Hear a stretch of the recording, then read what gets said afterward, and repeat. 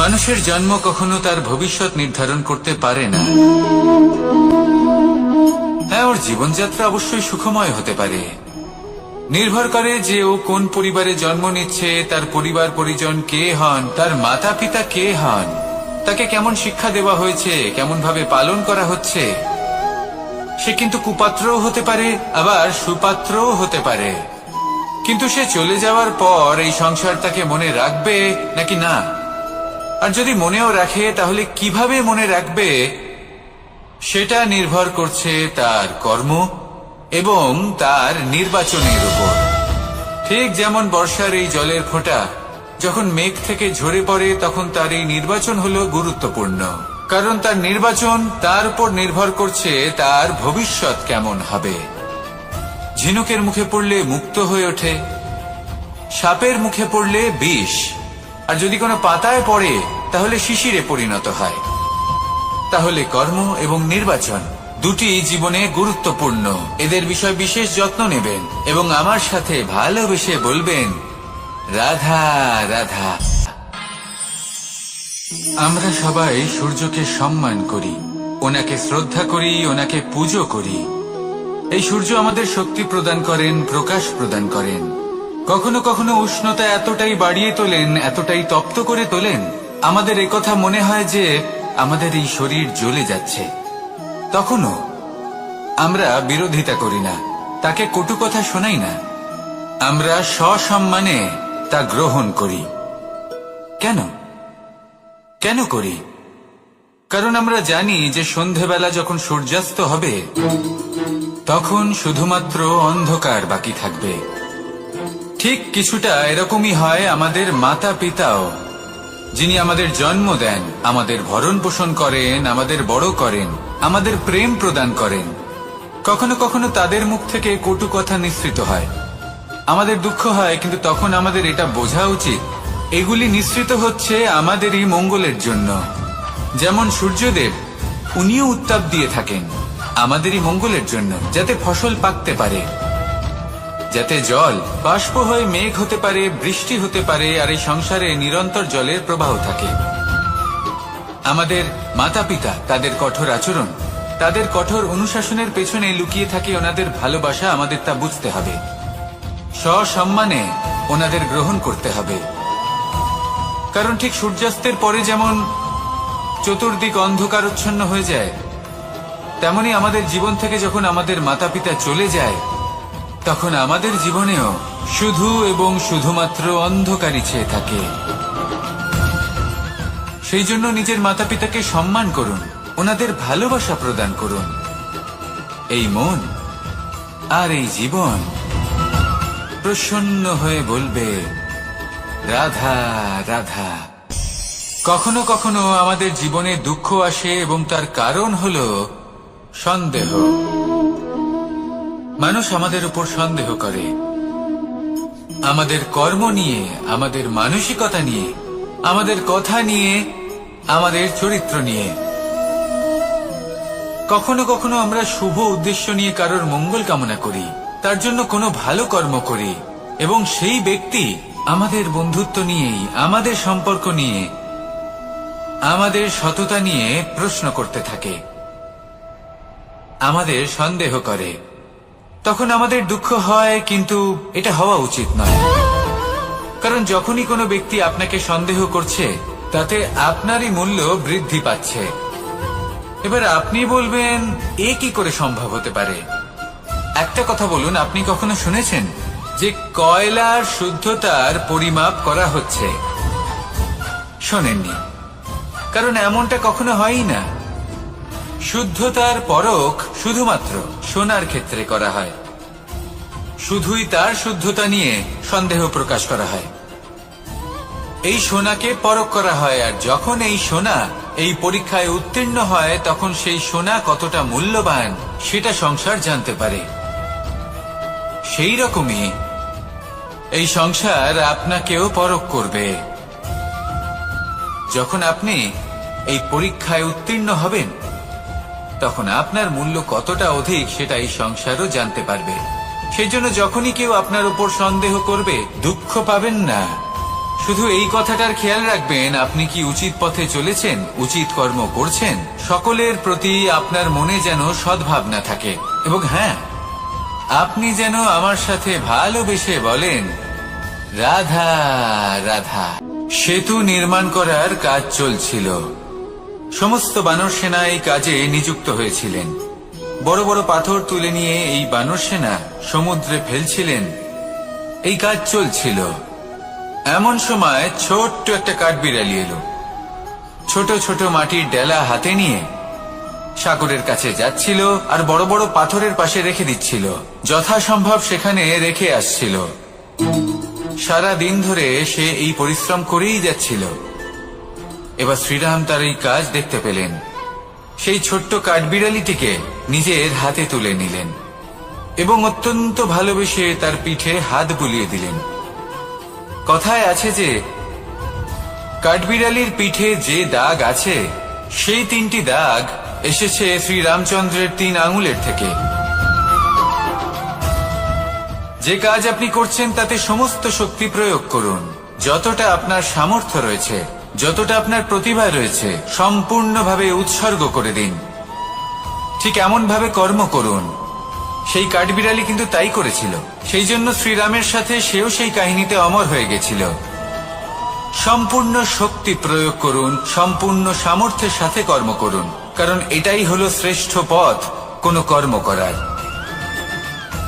আসুন আমার সাথে ভালোবেসে বলুন, রাধা রাধা।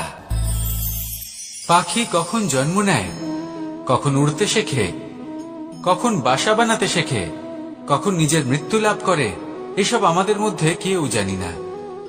কিন্তু পাখি একটা কথা খুব ভালো করে জানে, যে এই সংসারে ও যা কিছুই করুক না কেন, এই সংসারের ওকে নিয়ে কিচ্ছু যায় আসে না। এবার আমরা কি করি? কোনো কাজ করার আগে আমরা এটা ভাবি যে এই সংসার যদি আমাকে দেখে ফেলে, তাহলে কে জানে এই সংসার কি ভাববে, আমার প্রতিচ্ছবি কেমন তৈরি হবে কে জানে, কে জানে কি হবে আদি ইত্যাদি। এই সব ভাবনায় আমরা মগ্ন হয়ে যাই। কিছুটা এমন ভাবে মগ্ন হই যে বর্তমানের কর্মের এই জীবনের যাত্রাপথে সেই সময়ের আনন্দ উপভোগ করতে ভুলে যাই। এবার দেখুন একটা পাখি কি করে। ওর কর্ম হলো গান গেয়ে চলা। ওই পাখি গেয়ে চলে, কেউ ওর গান শুনুক বা না শুনুক, কেউ আদৌ শুনছে কিনা সেই বিষয়টা নিয়ে সেই পাখির কিছুই যায় আসে না। সেই পাখি নিজের কর্ম করতে থাকে। হয়তো সেই জন্যই আপনি কখনো কোনো পাখিকে কাঁদতে দেখবেন না। এরকমই আপনাকে নিজেকে গড়ে তুলতে হবে। প্রথমে নিজেকে জিজ্ঞেস করুন, এই যে কর্ম আমি করতে চলেছি সেটা কি উচিত? যদি আপনার মনে হয় সেটা উচিত, তাহলে সেটা প্রমাণ করুন। এটা ভাববেন না যে এই সংসার কি ভাববে। আসুন আর আমার সাথে ভালোবেসে বলুন, রাধা রাধা। শিশিরের বিন্দু পাতার ওপর পড়ে আর তার গায়ে লেগে থাকে। পাতা তাকে শুষে নিতে পারে না, আর শেষ পর্যন্ত সে ঝরে পড়ে যায়। অন্যদিকে রয়েছে মেঘ এবং চাতক। এদের মধ্যে অনেক দূরত্ব থাকে। মেঘ থাকে আকাশে আর চাতক থাকে ধরিত্রীতে। কিন্তু যখন এই মেঘ থেকে বৃষ্টি ঝরে পড়ে, এই চাতক কিন্তু সেই জলই পান করে, নয়তো সে তৃষ্ণার্ত থেকে যায়। এবার অন্যদিকে দেখলাম শিশির বিন্দু আর পাতার এই সম্পর্ক। এরা খুব কাছাকাছি থাকে, ঘনিষ্ঠও থাকে। অন্যদিকে রয়েছে মেঘ এবং চাতকের সম্পর্ক, যাদের মধ্যে অনেক দূরত্ব থাকা সত্ত্বেও তারা খুব ঘনিষ্ঠ, তাই না? এই সারমর্ম খুব সরল। এই নৈকট্য, এই দূরত্ব, তা আপনার সম্পর্কে প্রভাব কিছুতেই ফেলতে পারে না। এই নৈকট্য, এই দূরত্ব, এইসব হলো শুধুমাত্র মনের ব্যাপার। কখনো আপনি অনুভব করেছেন আপনি কারোর থেকে অনেক অনেক দূরে আছেন, অনেক দূরে আছেন, তাও সেই ব্যক্তির প্রতি আপনি টান অনুভব করেন। সেখানে আপনি কারোর সাথে প্রত্যেক দিন অতিবাহিত করেন, সমস্ত জীবন অতিবাহিত করেন, সব থেকে বেশি সময় তার সাথে অতিবাহিত করেন, তাও তার প্রতি সেই টান অনুভব করেন না। এই সংকেত হলো মনের দূরত্বের। তাহলে মনের এই দূরত্ব দূর করুন আর আমার সাথে ভালোবেসে বলুন, রাধা রাধা। দুজন বোন জাঁতা কলে গম পেশাই করছিলেন, আর ওনাদের মধ্যে যিনি ছোট ছিলেন তিনি সময় সময় সেখান থেকে ছোট ছোট দানা তুলে খাচ্ছিলেন এবং বিষয়টা উপভোগ করছিলেন। এবার দেখতে দেখতে গম পেশাই সমাপ্ত হলো। এবার পেশাই করা গম নিয়ে সেই দুজন বোন বাড়ি ফিরে আসছিলেন এবং তাদের ফেরার পথে হঠাৎ করে কোথাও থেকে একটি বাছুর চলে এলো। এই দুই বোন ভয়ভীত হয়ে গেলেন আর তাদের হাত থেকে সেই আটা পড়ে গেল, মাটিতে মিশে গেল। এবার এই পুরো ঘটনাক্রমে যদি কারোর বিন্দুমাত্র লাভ হয়ে থাকে, বিন্দুমাত্র আনন্দ পেয়ে থাকে, তাহলে সে কে? সেই ছোট বোন, যিনি মাঝে মাঝেই গমের দানা তুলছিলেন এবং খাচ্ছিলেন। কিছুটা হলেও উনি আনন্দ লাভ করেছিলেন। এবার এরকমই হলো আমাদের জীবনে ভক্তি এবং ভালোবাসা সংক্রান্ত বিষয়। মানুষ নিজের জীবনের দৈনিক কাজে এতটাই ব্যস্ত হয়ে পড়েন, প্রত্যেকদিন শুধু কাজ কাজ কাজ কাজ করতে থাকেন, আর তাতে ভক্তি এবং ভালোবাসার জন্য সময় বার করতেই পারেন না। দেখুন, জীবনে ভক্তি আর প্রেমের এই যে ছোট ছোট মুহূর্ত আছে, এগুলো যদি আপনি যাপন করতে পারেন তাহলে তাতেই আপনি তৃপ্তি লাভ করবেন। বাকি সবই আপনার ব্যর্থ বলেই মনে হবে। জীবনে যখনই আপনি কোনো কাজ করবেন, ঈশ্বরের প্রতি সমর্পিত হয়ে সেই কাজ করুন। আর যখনই সময় পাবেন, তাহলে সেই সময় নিজের আপনজনদের দিন। যাদের আপনি ভালোবাসেন তাদের প্রতি যত্নবান হন, তাদের শুভাকাঙ্ক্ষী হন। এই প্রেম আর ভক্তির ছোট ছোট মুহূর্তগুলো আপনার জীবনকে চরিতার্থ করে তুলবে। আসুন আমার সাথে ভালোবেসে বলুন, রাধা রাধা। জীবনে তিনটি বিষয় আছে, তিনটি বস্তু আছে, তারা যেন আপনাকে কখনো বশে না করে নিতে পারে। প্রথম হলো ধন। ধন যতক্ষণ আপনি ব্যবহার করতে থাকেন, যতক্ষণ তা আপনার কাজে আসছে, ততক্ষণ ঠিক আছে, এই ধন আপনার কাছে অমৃত। কিন্তু যখন এই ধন আপনাকে ব্যবহার করতে শুরু করে, বুঝে যাবেন যে আপনার পতনের সময় শুরু হয়েছে। দ্বিতীয় বিষয়, ফেলে আসা অতীত।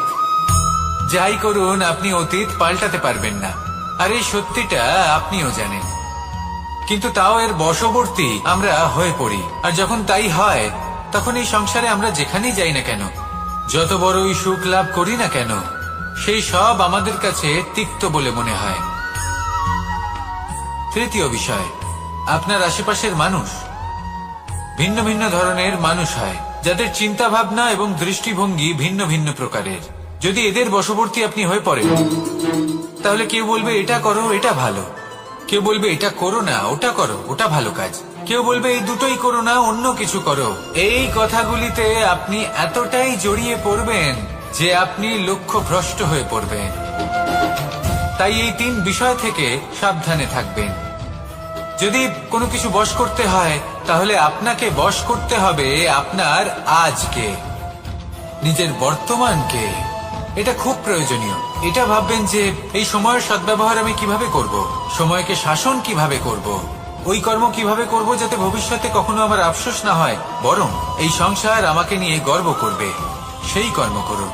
আর যখন আপনি এটা শিখে নেবেন, তখন আপনি নিজেই নিজেকে প্রকৃত অর্থে ভাগ্যশালী করে তুলবেন। আসুন আমার সাথে ভালোবেসে বলুন, রাধা রাধা। মানুষ যখন এই সংসারে প্রবেশ করে, অর্থাৎ জন্মগ্রহণ করে, তখন নিশ্চিন্তে থাকে, আনন্দে থাকে। কিন্তু যেই মাত্র তার মধ্যে বোধশক্তি আসে, তখন সে চিন্তা করতে শুরু করে। চিন্তা ভবিষ্যতের, সেই সমস্ত বিষয় নিয়ে চিন্তা করে যা ওর হাতে নেই। তারপর বড় হয়, বিবাহ সম্পন্ন হয়, গৃহস্থ জীবন যাপন করে, তারপর আবার চিন্তায় মগ্ন হয়ে যায়। ভাবে, এই যে আমার পরিবার, আমি কি ঠিকমতো তার খেয়াল রাখতে পারছি? কাল যখন আমি এই সংসার থেকে চলে যাব, তখন আমার এই পরিবারের দেখাশোনা কে করবে? শেষ পর্যন্ত এই পরিবার তো আমারই উত্তরদায়িত্ব। যাক, আপনাকে একটা প্রশ্ন করি। এই সংসারে আসার পূর্বে আপনি কি এই প্রশ্ন করেছিলেন, এটা ভেবেছিলেন যে আমাকে ছাড়া এই সংসার কিভাবে চলবে? করেননি, তাই তো? তাই আপনার এটা নিয়ে দুশ্চিন্তা করার প্রয়োজন নেই যে আপনি যখন এই সংসার ত্যাগ করে চলে যাবেন তখন কি হবে। আপনি যখন ছিলেন না, তখনও এই সংসার চলছিল। আপনি যখন এই সংসার ত্যাগ করবেন, তখনও এই সংসার চলতে থাকবে। যদি কোনো বিষয়ের প্রভাব থাকে, তা হলো আপনার আজকের তথা বর্তমানের কর্ম। অর্থাৎ আজ আপনি কি করছেন, কার জন্য মঙ্গল করছেন, কাকে প্রেরণা দিচ্ছেন, কাকে সাহায্য করছেন। কোন উদাহরণ প্রস্তুত করছেন? আপনি এই সংসারে যে ছবি অঙ্কন করবেন, সংসার সেটাই মনে রাখবে। তাহলে শুধু সৎকর্ম করুন, মঙ্গল করতে থাকুন, আর আমার সাথে ভালোবেসে বলুন, রাধা রাধা। আমরা চাই বা না চাই, আমরা সবসময় নয় কোনো না কোনো লক্ষ্যের দিকে এগিয়ে চলেছি, বা কোনো না কোনো যুদ্ধ করেই চলেছি। যেমন যে যুদ্ধ মনের মধ্যে চলছে সেগুলো হলো অন্তর্মনের যুদ্ধ, যেমন পরিবার প্রতিপালনের যুদ্ধ, কর্তব্য পালনের যুদ্ধ, কোনো প্রিয়জনকে না হারানোর যুদ্ধ। এসব যুদ্ধ মনের মধ্যে চলে, এবং সেদিক থেকে দেখতে গেলে আমরা হলাম এই সংসারের সব থেকে বড় যোদ্ধা, তাই না? কিন্তু এই সব যুদ্ধে যদি আপনি জয়ী হতে চান, তাহলে তিনটি বিষয় আপনাকে মাথায় রাখতে হবে। প্রথম হলো, সেই ব্যক্তি যিনি এই যুদ্ধে পরাজিত হয়েছেন তাকে নিজের থেকে দূরে করে দেবেন না, বরং আপনি তার কাছে যান, তার সাথে কথা বলুন, কথাবার্তা চালান, আলোচনা করুন, তার থেকে পরামর্শ নিন এবং বুঝতে চেষ্টা করুন উনি কি ভুল করেছিলেন, এবং সেই ভুল নিজের জীবনে করবেন না। দ্বিতীয়, সেই ব্যক্তি যিনি এই যুদ্ধে জয়লাভ করেছেন তার অভিজ্ঞতা থেকে শিখুন। তিনি কি কি পদক্ষেপ নিয়েছেন, কিভাবে তিনি প্রারব্ধের গতিপথ বদলে দিয়েছেন, কোথায় বুদ্ধি প্রয়োগ করেছেন আর কোথায় বল প্রয়োগ করেছেন, এই সব কিছু তার থেকে শিখুন। এবং তৃতীয়, আপনার নিজের বিবেক, তার কোনটা উচিত বোধ হচ্ছে, কোনটা অনুচিত বোধ হচ্ছে, সেটা বুঝে নিন। যদি এই তিনটি বিষয় আপনি বুঝতে পারেন, তাহলে ধরে নিন যে আপনি সাফল্যের পথে অগ্রসর হয়ে চলেছেন। আসুন আমার সাথে ভালোবেসে বলুন, রাধা রাধা। মানুষের জীবন হলো তার যাত্রা, এবং প্রত্যেকের জীবনযাত্রার লক্ষ্য হলো আলাদা।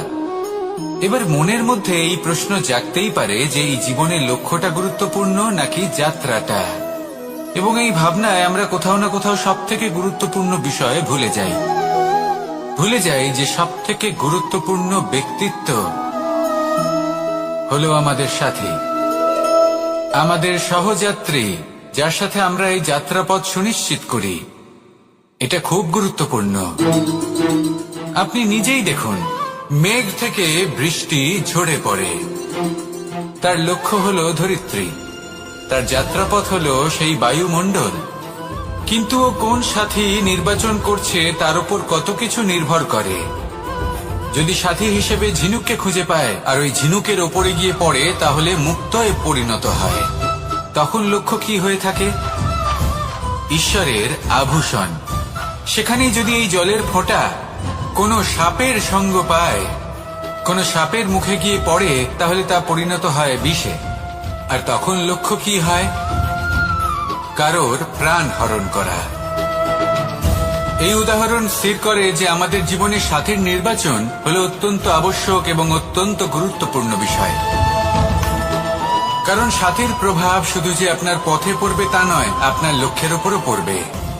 কখনো কখনো কেউ আপনার লক্ষ্য বদলে দেবে, কখনো উচিতভাবে, কখনো অনুচিতভাবে। সেটা আপনার নির্বাচনের উপর নির্ভর করছে। তাহলে একজন শ্রেষ্ঠ সাথী নির্বাচন করুন, আর আমার সাথে ভালোবেসে বলুন, রাধা রাধা। মানুষ বর্তমানে নিজের জীবন অতিবাহিত করেন, কিন্তু তার জীবনে অতীতকাল এবং ভবিষ্যৎকাল এই দুটোরই সমান গুরুত্ব রয়েছে। অতীতকাল অতিবাহিত হয়ে গেছে এবং সেটা জীবিত থাকে আমাদের স্মৃতি হিসেবে, এবং ভবিষ্যৎ হলো সেটাই যেটা আমরা শুধুমাত্র কল্পনাই করতে পারি। এবার অতীতের কিছু স্মৃতি এমন থাকে যা আমাদের কাছে আনন্দময় হয় না, তা কটু হয়, দুঃখজনক হয়, যন্ত্রণাদায়ক হয়। আমরা যা কিছুই করি তা বদলে ফেলতে পারবো না, কিন্তু ভবিষ্যৎকাল সেটা আমরা রচনা অবশ্যই করতে পারি, যদি আজ আমরা শ্রেষ্ঠ কর্ম করি। যদি আজকের এই দিনটা আমরা আনন্দের সাথে অতিবাহিত করি, সুখের সাথে অতিবাহিত করি, এক একটা মুহূর্ত আমরা আনন্দ এবং ভালোবাসার সাথে অতিবাহিত করি, আপনার আজকের এই কর্ম আপনার ভবিষ্যৎ নির্ধারণ করবে। আজ আপনি যেভাবে জীবন কাটাবেন তা ভবিষ্যতে গিয়ে অতীতকালে পরিণত হবে। আর তখন আপনি এমন স্মৃতি খুঁজে পাবেন যেখানে আপনি প্রত্যেকটি মুহূর্ত প্রেম এবং আনন্দের সাথে অতিবাহিত করেছেন, এবং সেই স্মৃতি মধুর হবে। তাহলে আজ শ্রেষ্ঠ এবং উচিত কর্ম করুন। আপনি নিশ্চিত রূপে একটি উজ্জ্বল, শুদ্ধ, পবিত্র এবং আনন্দময় ভবিষ্যৎ লাভ করবেন। আসুন আমার সাথে ভালোবেসে বলুন, রাধা রাধা। প্রত্যেক মানুষ নিজের জীবনে হীরক তথা হীরে এবং দর্পণ এই দুই দেখেছেন। এই দুই হলো সাদা এবং এরা দুজনেই আলোর প্রতিফলন ঘটায় এবং এরা দুজনেই উজ্জ্বল হয়ে ওঠে। আপনি হয়তো মনে মনে ভাবছেন যে এটা কি ধরনের তুলনা করছি। একটা হীরে তো রত্ন, তার মূল্য দর্পণের থেকে অনেক গুণ বেশি। কিন্তু হীরে থাকাতে দর্পণের মূল্য কিন্তু কোনো অংশে কমে যায় না, তাই না? মানুষ যখন হীরে নিজের হাতে নেয় তখন সবার আগে কি খোঁজে? দর্পণ, যাতে তার মধ্যে দিয়ে দেখে সে বুঝতে পারে যে সেই হীরে আদৌ তার শোভাবর্ধন করছে কিনা, তাকে ভালো দেখাচ্ছে কিনা, প্রসাধনের জন্য সেটা ব্যবহার করা ঠিক হবে কিনা। অর্থাৎ হীরের উপস্থিতিতে দর্পণের গুরুত্ব কম হলো না, দর্পণের কারণে হীরের মূল্য বোঝা গেল। আমাদের জীবনেও ঠিক এরকমই ঘটে। আপনারা যদি সংসারে নিজের আশেপাশে দেখেন, এমন অনেক মানুষ দেখতে পাবেন যারা নিজেদের ক্ষেত্রে মহান স্থানে পৌঁছেছেন, নিপুণ এবং শ্রেষ্ঠ হয়েছেন। আর তাদের মধ্যে আপনার নিজের মনে হয় যেন আপনি হলেন দর্পণ। নিজেকে ছোট মনে করবেন না। আপনার মূল্য কম হচ্ছে না, আপনার নিজস্ব মূল্য আছে। আর যদি আপনার অস্তিত্ব না থাকে তাহলে ওনাদের অস্তিত্বের মূল্য সংসার বুঝতেই পারবে না। জীবনে সবসময় চেষ্টা করবেন যাতে আপনি আরো বেশি শ্রেষ্ঠ হয়ে উঠতে পারেন। আপনি নিজে যে স্থানে আছেন সেটাকে ছোট মনে করবেন না, তারও নিজস্ব একটা মূল্য আছে। যদি আপনি হীরে হয়ে থাকেন তাহলে অহংকার করবেন না, যদি আপনি দর্পণ হয়ে থাকেন তাহলে নিজেকে ছোট মনে করবেন না। আসুন আর আমার সাথে ভালোবেসে বলুন, রাধা রাধা। পাপ এবং পুণ্য এই দুই হলো সংসারের এমন দুই বিন্দু যাকে কেন্দ্র করে এই সংসারের চক্র ঘুরতে থাকে। আমরা যদি কোনো কর্ম বিচার করি, হয় পুণ্য নয় পাপের দৃষ্টিভঙ্গি দিয়ে, এটা হয় পুণ্য না হলে পাপ। কিন্তু এই পাপ এবং পুণ্য এই দুই নির্ভর করে প্রত্যেক মানুষের ওপর, তার চিন্তাধারা, তার পরিস্থিতির ওপর। ধরুন এমন একজন মানুষ যিনি অনেক দিন ধরে বনে পথ হারিয়েছেন, অনেক দিন হয়তো উনি কোনো খাবার খাননি। এবার এমন পরিস্থিতি চলে এসছে যে এবার যদি উনি খাবার না খান তাহলে হয়তো জীবিতই থাকবেন না। আর এমন অবস্থায় ওনার সামনে যদি কোনো প্রাণী আসে তাহলে তাকে শিকার করা, এটা কিন্তু তার কাছে পাপ নয়, এটা তো জীবিত থাকার একমাত্র উপায়। এটা তার কাছে পুণ্য সম। আর যদি আমি এমন একজন ব্যক্তির কথা বলি যিনি সরল, যিনি একটি সুখী, শান্ত, সুরক্ষিত জীবনযাপন করছেন, তার কাছে কিন্তু এটা পাপ। এইরকমই এই সংসারে ভিন্ন ভিন্ন পরিভাষা আছে পাপ এবং পুণ্যের। তার মধ্যে যদি আমি আপনাকে একটি সরল পরিভাষা দিই, সেটা হলো জীবনে যখনই কোনো কর্ম করবেন সেটা নিয়ে একটু ভেবে দেখুন যে এই যে কাজটা আমি করছি তার ফলে এই যে অন্য মানুষেরা আছেন এই সংসারে, তারা কি দুঃখ পাবেন? যদি তারা দুঃখ পান তাহলে সেটা পাপ। যদি আপনি এমন কোনো কর্ম করেন যার ফলে অন্যরা প্রসন্নতা লাভ করেন, তাদের মুখে হাসি ফুটে ওঠে, যদি তারা প্রেরিত হন, জীবনে সামনে এগোতে পারেন, তাদের বিকাশ হয়, তাহলে এটা হলো পুণ্য। তাই জীবনে সবসময় পুণ্য করতে থাকুন আর আমার সাথে ভালোবেসে বলুন, রাধা রাধা। তালা অনেক পুরনো একটা আবিষ্কার। যবে থেকে এই সংসারে বহুমূল্য বস্তু নির্মিত হয়েছে তবে থেকেই এই তালা নির্মাণ হয়েছে, তবে থেকে এর ব্যবহার করা হয়েছে, যাতে উচিত সময় এলে পরে আমরা আমাদের বহুমূল্য জিনিসগুলো সুরক্ষিত রাখতে পারি এবং সময় এলে পরে বের করে সেগুলি ব্যবহার করতে পারি। এবার একটা গুরুত্বপূর্ণ তথ্য আছে যেটা জানা অত্যন্ত গুরুত্বপূর্ণ, এবং সেটা হলো যে একটা তালা নির্মাণের পূর্বে তা খোলার যন্ত্র অর্থাৎ তার চাবিটি নির্মাণ করা হয়, এবং এটাই জীবনের খুব বড় একটা শিক্ষা প্রদান করে যায়। আমাদের জীবনে যখনই কোনো সমস্যা আসে তখন ভয়ভীত হওয়ার কোনো দরকার নেই, কারণ এই প্রকৃতি, এই ঈশ্বর এই সমস্যার সমাধান তথা এর চাবি আগে থেকেই নির্মাণ করে রেখে দিয়েছেন। শুধু দরকার হলো সেই সমস্যার ঊর্ধ্বে উঠে সেই সমাধান খুঁজে বের করা। মানুষ অনেক সময় সমস্যা দেখে ভীত হয়ে পড়েন, চিন্তিত হয়ে পড়েন, নিজের বিবেক হারিয়ে ফেলেন। আপনার শুধু এই মনকে শান্ত করা প্রয়োজন। এই শান্ত মনের সাথে এই সমস্যার নিবারণ খুঁজে নিতে হবে। তাই সমস্যা যতই তীব্র হোক না কেন, ভয় পাওয়ার কোনো প্রয়োজন নেই। পরম শান্ত মনে সমাধান খুঁজে বের করুন। আসুন আমার সাথে ভালোবেসে বলুন, রাধা রাধা। সেতু নির্মাণ করার কাজ চলছিল। সমস্ত বানর সেনা এই কাজে নিযুক্ত হয়েছিলেন। বড় বড় পাথর তুলে নিয়ে এই বানর সেনা সমুদ্রে ফেলছিলেন। এই কাজ চলছিল। এমন সময় ছোট্ট একটা কাঠবিড়ালি এলো। ছোট ছোট মাটির ডেলা হাতে নিয়ে সাগরের কাছে যাচ্ছিল আর বড় বড় পাথরের পাশে রেখে দিচ্ছিল। যথাসম্ভব সেখানে রেখে আসছিল। সারা দিন ধরে সে এই পরিশ্রম করেই যাচ্ছিল।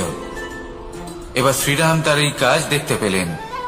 সেই ছোট্ট কাঠবিড়ালিটিকে নিজের হাতে তুলে নিলেন এবং অত্যন্ত ভালোবেসে তার পিঠে হাত বুলিয়ে দিলেন। কথায় আছে যে কাঠবিড়ালির পিঠে যে দাগ আছে সেই 3টি দাগ এসেছে শ্রীরামচন্দ্রের 3 আঙুলের থেকে। যে কাজ আপনি করছেন তাতে সমস্ত শক্তি প্রয়োগ করুন। যতটা আপনার সামর্থ্য রয়েছে, যতটা আপনার প্রতিভা রয়েছে, সম্পূর্ণভাবে উৎসর্গ করে দিন। ঠিক এমন ভাবে কর্ম করুন। সেই কাঠবিড়ালি কিন্তু তাই করেছিল। সেই জন্য শ্রীরামের সাথে সেও সেই কাহিনীতে অমর হয়ে গেছিল। সম্পূর্ণ শক্তি প্রয়োগ করুন, সম্পূর্ণ সামর্থ্যের সাথে কর্ম করুন, কারণ এটাই হলো শ্রেষ্ঠ পথ কোনো কর্ম করার। আসুন আমার সাথে ভালোবেসে বলুন, রাধা রাধা। মানুষের জন্ম কখনো তার ভবিষ্যৎ নির্ধারণ করতে পারে না। হ্যাঁ, ওর জীবনযাত্রা অবশ্যই সুখময় হতে পারে। নির্ভর করে যে ও কোন পরিবারে জন্ম নিচ্ছে, তার পরিবার পরিজন কে হন, তার মাতা পিতা কে হন, তাকে কেমন শিক্ষা দেওয়া হয়েছে, কেমন ভাবে পালন করা হচ্ছে। সে কিন্তু কুপাত্রও হতে পারে, আবার সুপাত্রও হতে পারে।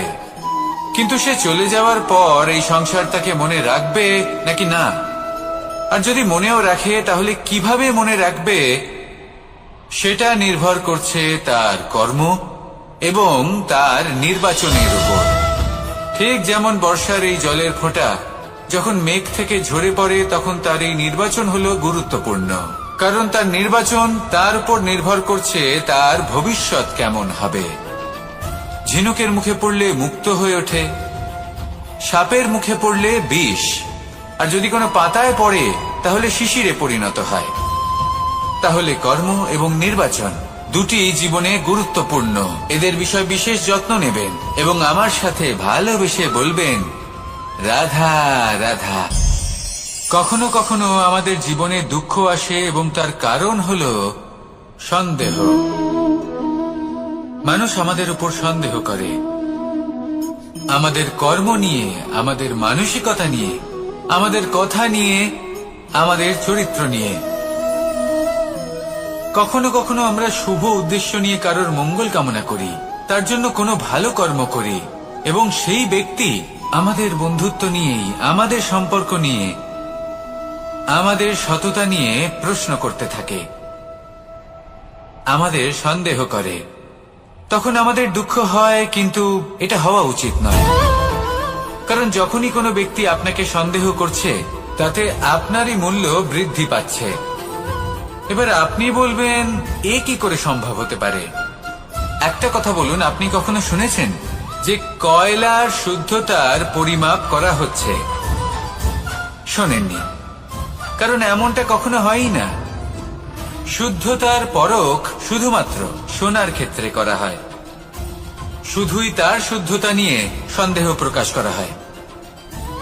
এই সোনাকে পরখ করা হয়, আর যখন এই সোনা এই পরীক্ষায় উত্তীর্ণ হয় তখন সেই সোনা কতটা মূল্যবান সেটা সংসার জানতে পারে।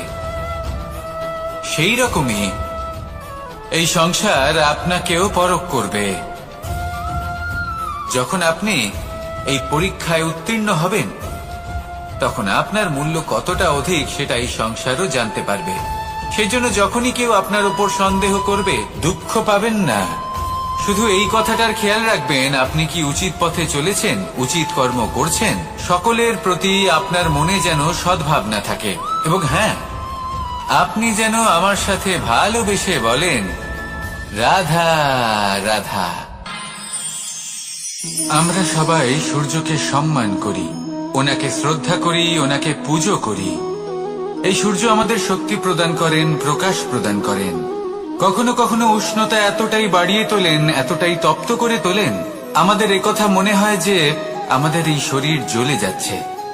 তখনও আমরা বিরোধিতা করি না, তাকে কটু কথা শোনাই না। আমরা সসম্মানে তা গ্রহণ করি। কেন কেন করি?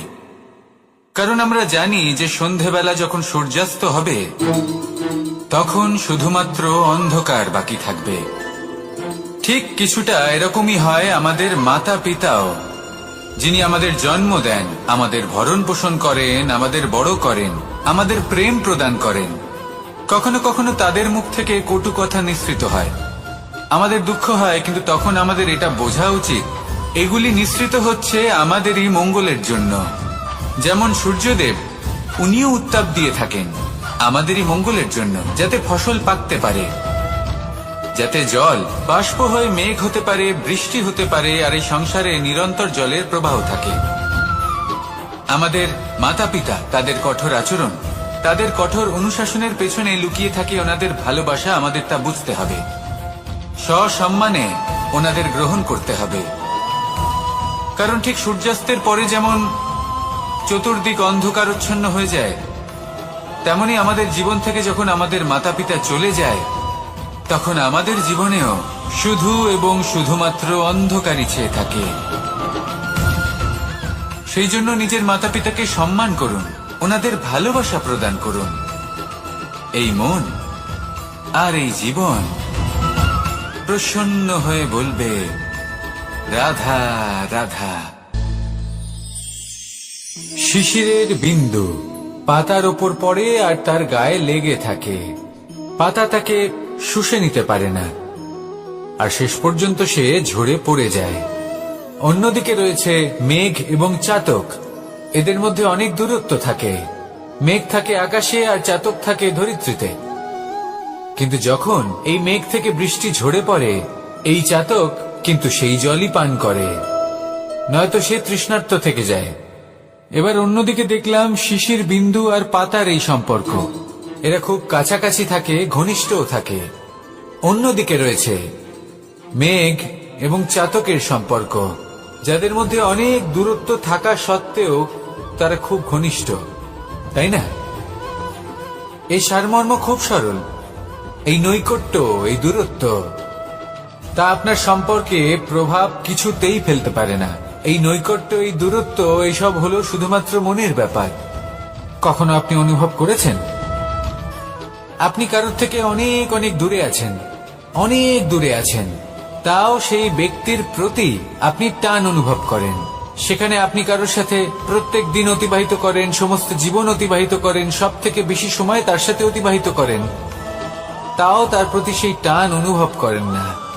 এই সংকেত হলো মনের দূরত্বের। তাহলে মনের এই দূরত্ব দূর করুন আর আমার সাথে ভালোবেসে বলুন, রাধা রাধা।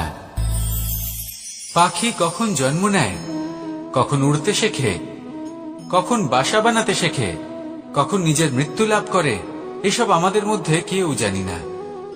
কিন্তু পাখি একটা কথা খুব ভালো করে জানে, যে এই সংসারে ও যা কিছুই করুক না কেন, এই সংসারের ওকে নিয়ে কিচ্ছু যায় আসে না।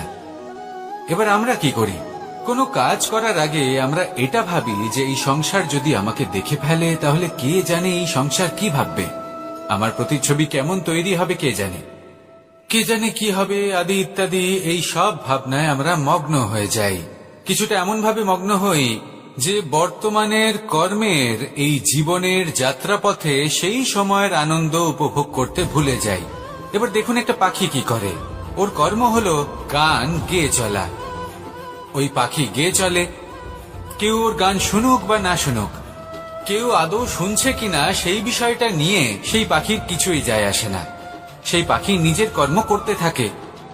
হয়তো সেই জন্যই আপনি কখনো কোনো পাখিকে কাঁদতে দেখবেন না। এরকমই আপনাকে নিজেকে গড়ে তুলতে হবে।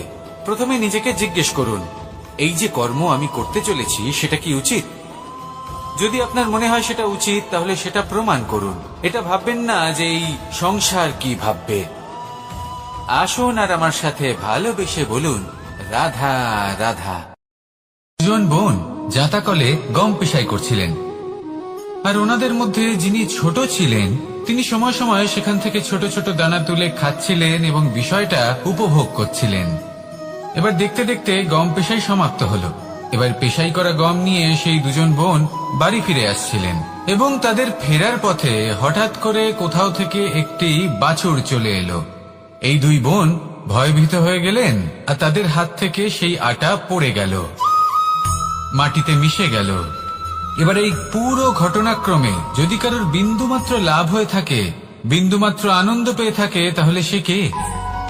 সেই ছোট বোন, যিনি মাঝে মাঝেই গমের দানা তুলছিলেন এবং খাচ্ছিলেন। কিছুটা হলেও উনি আনন্দ লাভ করেছিলেন। এবার এরকমই হলো আমাদের জীবনে ভক্তি এবং ভালোবাসা সংক্রান্ত বিষয়। মানুষ নিজের জীবনের দৈনিক কাজে এতটাই ব্যস্ত হয়ে পড়েন, প্রত্যেকদিন শুধু কাজ কাজ কাজ কাজ করতে থাকেন, আর তাতে ভক্তি এবং ভালোবাসার জন্য সময় বার করতেই পারেন না। দেখুন, জীবনে ভক্তি আর প্রেমের এই যে ছোট ছোট মুহূর্ত আছে, এগুলো যদি আপনি যাপন করতে পারেন তাহলে তাতেই আপনি তৃপ্তি লাভ করবেন। বাকি সবই আপনার ব্যর্থ বলেই মনে হবে। জীবনে যখনই আপনি কোনো কাজ করবেন, ঈশ্বরের প্রতি সমর্পিত হয়ে সেই কাজ করুন। আর যখনই সময় পাবেন, তাহলে সেই সময় নিজের আপনজনদের দিন। যাদের আপনি ভালোবাসেন তাদের প্রতি যত্নবান হন, তাদের শুভাকাঙ্ক্ষী হন। এই প্রেম আর ভক্তির ছোট ছোট মুহূর্তগুলো আপনার জীবনকে চরিতার্থ করে তুলবে। আসুন আমার সাথে ভালোবেসে বলুন, রাধা রাধা। জীবনে তিনটি বিষয় আছে, তিনটি বস্তু আছে, তারা যেন আপনাকে কখনো বশে না করে নিতে পারে। প্রথম হলো ধন। ধন যতক্ষণ আপনি ব্যবহার করতে থাকেন, যতক্ষণ তা আপনার কাজে আসছে, ততক্ষণ ঠিক আছে, এই ধন আপনার কাছে অমৃত। কিন্তু যখন এই ধন আপনাকে ব্যবহার করতে শুরু করে, বুঝে যাবেন যে আপনার পতনের সময় শুরু হয়েছে। দ্বিতীয় বিষয়, ফেলে আসা অতীত। যাই করুন, আপনি অতীত পাল্টাতে পারবেন না, আর এই সত্যিটা আপনিও জানেন। কিন্তু তাও এর বশবর্তী আমরা হয়ে পড়ি, আর যখন তাই হয়, তখন এই সংসারে আমরা যেখানেই যাই না কেন, যত বড়ই সুখ লাভ করি না কেন, সেই সব আমাদের কাছে তিক্ত বলে মনে হয়। তৃতীয় বিষয়, আপনার আশেপাশের মানুষ ভিন্ন ভিন্ন ধরনের মানুষ হয়, যাদের চিন্তা ভাবনা এবং দৃষ্টিভঙ্গি ভিন্ন ভিন্ন প্রকারের। যদি এদের বশবর্তী আপনি হয়ে পড়েন, তাহলে কেউ বলবে এটা করো, এটা ভালো। কেউ বলবে এটা করো না, ওটা করো, ওটা ভালো কাজ। কেউ বলবে এই দুটোই করো না, অন্য কিছু করো। এই কথাগুলিতে আপনি এতটাই জড়িয়ে পড়বেন যে আপনি লক্ষ্যভ্রষ্ট হয়ে পড়বেন। তাই এই তিন বিষয় থেকে সাবধানে থাকবেন। যদি কোনো কিছু বশ করতে হয়, তাহলে আপনাকে বশ করতে হবে আপনার আজকে, নিজের বর্তমানকে। এটা খুব প্রয়োজনীয়।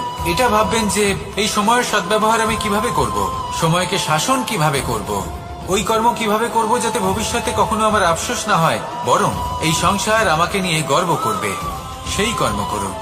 আর যখন আপনি এটা শিখে নেবেন, তখন আপনি নিজেই নিজেকে প্রকৃত অর্থে ভাগ্যশালী করে তুলবেন। আসুন আমার সাথে ভালোবেসে বলুন, রাধা রাধা। মানুষ যখন এই সংসারে প্রবেশ করে, অর্থাৎ জন্মগ্রহণ করে, তখন নিশ্চিন্তে থাকে, আনন্দে থাকে।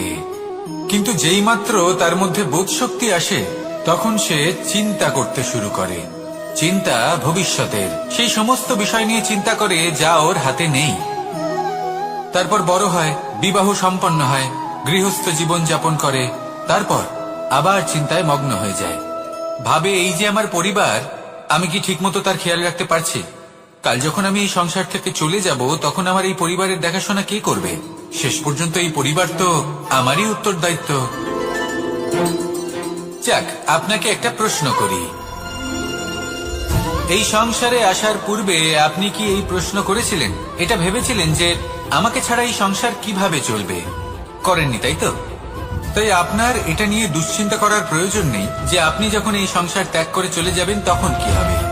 আপনি যখন ছিলেন না তখনও এই সংসার চলছিল, আপনি যখন এই সংসার ত্যাগ করবেন তখনও এই সংসার চলতে থাকবে। যদি কোনো বিষয়ের প্রভাব থাকে তা হলো আপনার আজকের তথা বর্তমানের কর্ম, অর্থাৎ আজ আপনি কি করছেন, কার জন্য মঙ্গল করছেন, কাকে প্রেরণা দিচ্ছেন, কাকে সাহায্য করছেন, কোন উদাহরণ প্রস্তুত করছেন। আপনি এই সংসারে যে ছবি অঙ্কন করবেন সংসার সেটাই মনে রাখবে। তাহলে শুধু সৎকর্ম করুন, মঙ্গল করতে থাকুন, আর আমার সাথে ভালোবেসে বলুন রাধা রাধা।